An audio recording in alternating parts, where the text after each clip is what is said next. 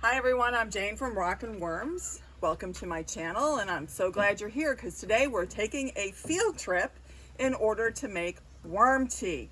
I am here on my back patio where, as you can see, I have a lot of plants growing and they all deserve a boost in order to continue their amazing growth. I did plant them with worm castings, and now I want to follow up with an additional feeding of worm castings tea, worm tea.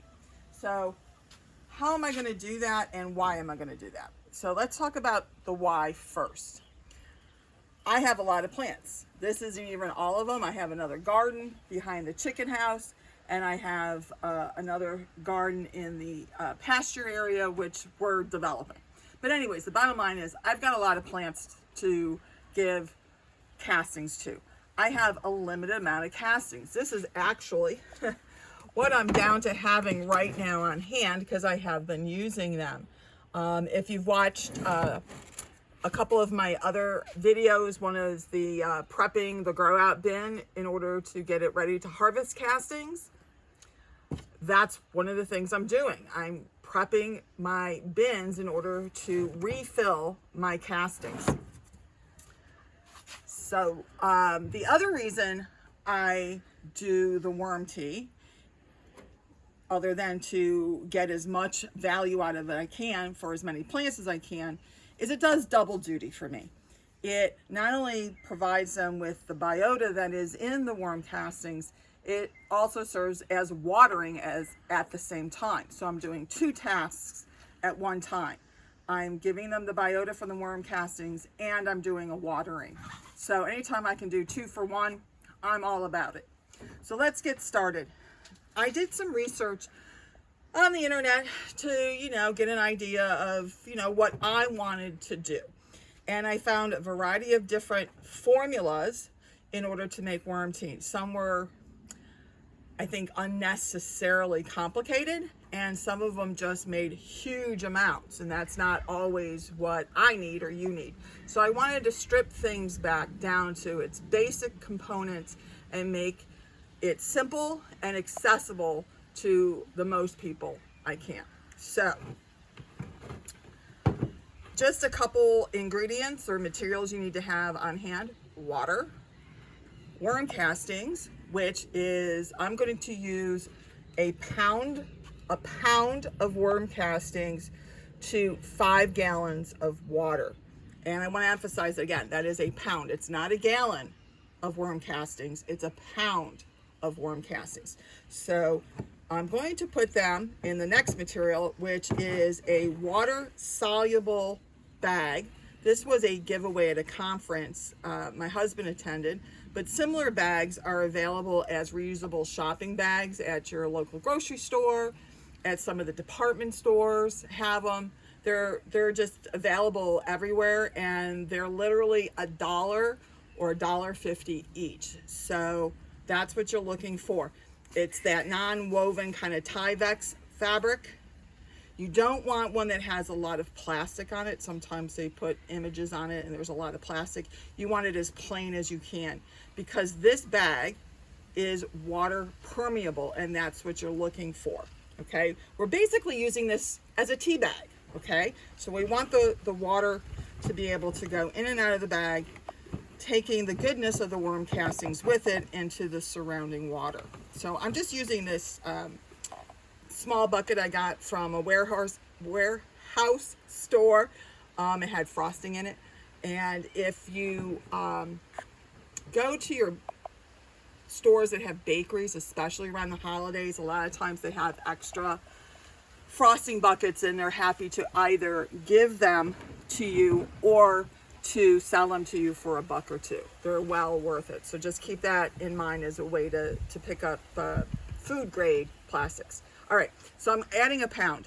This is actually 8 ounces. I wanted to give you an idea of what a pound of castings looks like. I'm gonna pour it in there so you can see. Make a little mess, that's okay. It's not a lot, really, right? So that is 8 ounces. So I need 8 more ounces. This is 4 ounces, okay, a 1/4 pound. And the reason I have this separate as a quarter pound is I kind of did the math calculations, hopefully correctly. And if you want to make a smaller batch, you just need to scale the recipe back. A quarter pound will go eventually or immediately into a 5-gallon bucket of water. So if you only have a need for 5 gallons of warm tea at a time, just use a quarter pound of castings into that 5-gallon bucket of water, okay? So now I put in 12 ounces. I need 4 more ounces. Well, guess what? When I was looking at this container of 4 ounces, I said, you know, that kind of looks like a cup. And guess what? It is. So I found that if I take a cup of my castings, that's approximately 4 ounces. Close enough is good enough in these kind of situations. You don't have to be precise. So I now have a pound in this bag. I'm going to take it out of the bucket. And again, the bucket just holds the bag, so it's easier for me to dump it in. But, you know, if you don't have a bucket, obviously you can just dump it in the bag directly. So this is about what a pound of castings looks like. So I'm just going to twist it up, and I'm going to dunk it in the water. And what's going to happen is in a few minutes, it's going to start steeping. Now, we've done this a couple times, and my husband, I'm going to actually untwist this. He said that he kind of dipped the water in and let it come out. Oh, see, that does work better. Oh, he's so smart sometimes. So I'm going to put more water in the bag, and then I'm also going to squeeze it. Because again, I'm just seeping this like I would tea, except tea has boiling water and I wouldn't put my hand in it, of course. But the process is the same.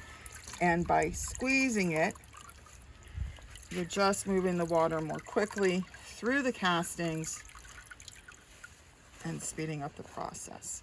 Now, you can see this water is getting darker, and you can say, yeah, it's the castings, right? You're really just dumping the castings into the water, and that's what's making it dark.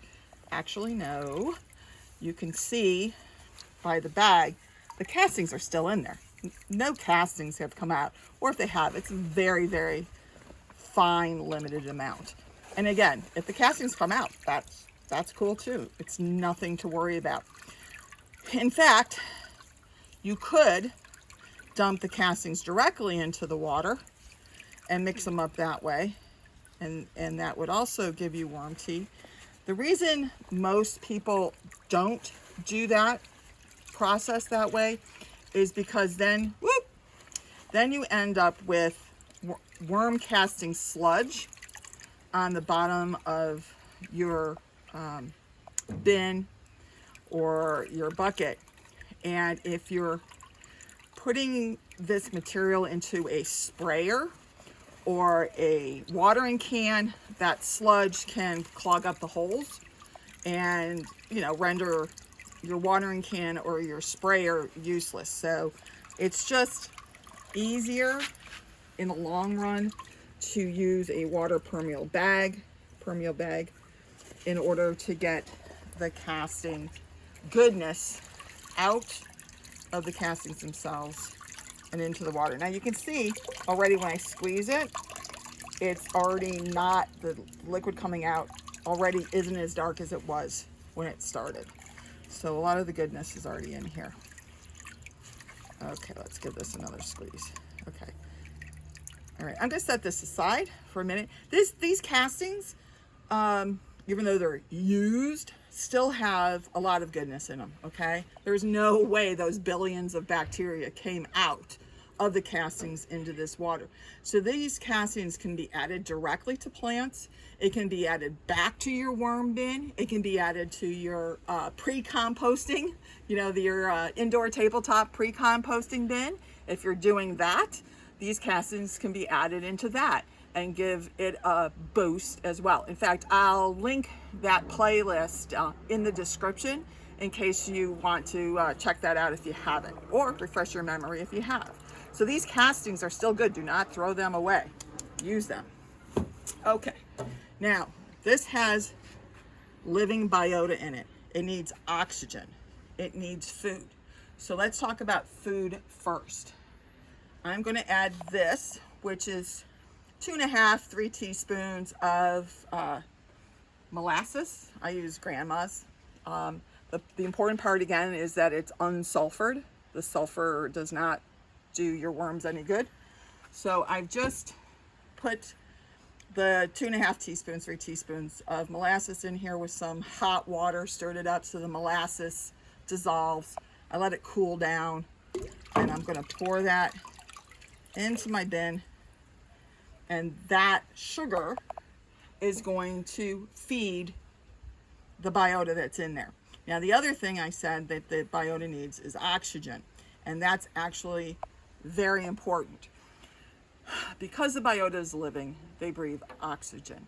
There is oxygen dissolved naturally into this water, but the biota is going to breathe it all up.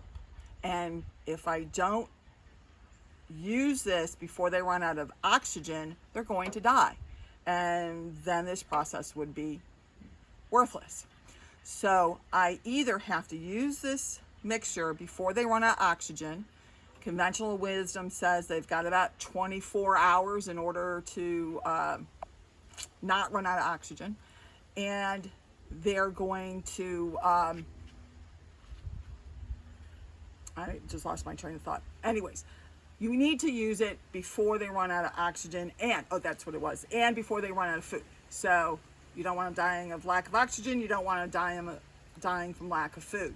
So if you use it right away, you won't get yourself into this cycle where, oh, I got to add oxygen, and now I got to add food, and then you got to add oxygen. It's a mess. So the best thing to do is just use it right away.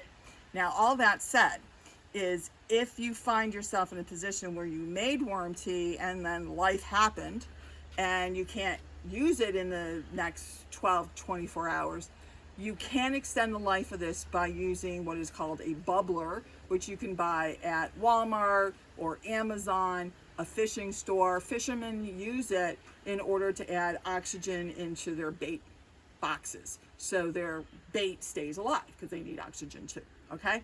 But again, the best thing to do is just use it right away. So now I have this concentrated tea. I want to dilute it. So I am going to dilute it into this 20-gallon bin. It might look a little familiar to you because it is exactly the cream bin I use for my indoor tabletop pre-composting method.